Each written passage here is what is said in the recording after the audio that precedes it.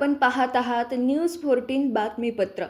बातमीच्या सुरुवातीला पाहूयात अहिल्यानगर जिल्ह्यामधील महात्मा फुले कृषी विद्यापीठात 39वा पदवीदान समारंभाचं आयोजन करण्यात आलं. 15 मार्च रोजी सकाळी 10 वाजता हा कार्यक्रम कृषी विद्यापीठातील भारतरत्न डॉक्टर बाबासाहेब आंबेडकर सभागृहामध्ये होणार आहे. या समारंभाच्या अध्यक्षस्थानी महाराष्ट्र राज्याचे राज्यपाल व महात्मा फुले कृषी विद्यापीठाचे कुलपती माननीय विष्णुदेव वर्मा हे उपस्थित असणार आहेत. या पदवीदान समारंभामध्ये माननीय आमदार श्री देवेंद्र फडणवीस, मुख्यमंत्री महाराष्ट्र राज्य यांना मानद डॉक्टर ऑफ सायन्स ही पदवी देऊन सन्मानित करण्यात येणार आहे.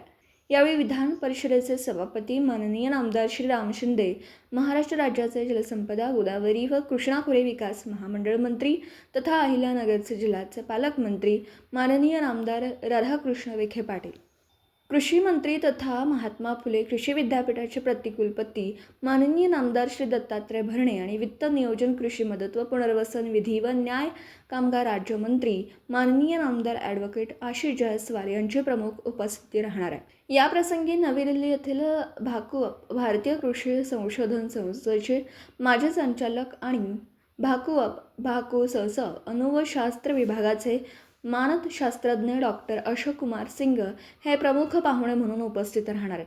ते दीक्षांत भाषण करणार आहेत. यावेळी या समारंभासाठी महात्मा फुले कृषी विद्यापीठाचे कुलगुरू डॉक्टर विलास खर्चे व विद्यापीठ कार्यकारी आणि विधान परिषदेचे सदस्य उपस्थित राहणार आहेत. पदवीदान समारंभात गेल्या वर्षातील विविध शाखेतील एकूण 4.602 स्नातकांना पदव्युत्तर आचार्य पदवीने कुलपती माननीय श्री विष्णुदेव वर्मा यांच्याद्वारे अनुग्रहित करण्यात येणार आहेत.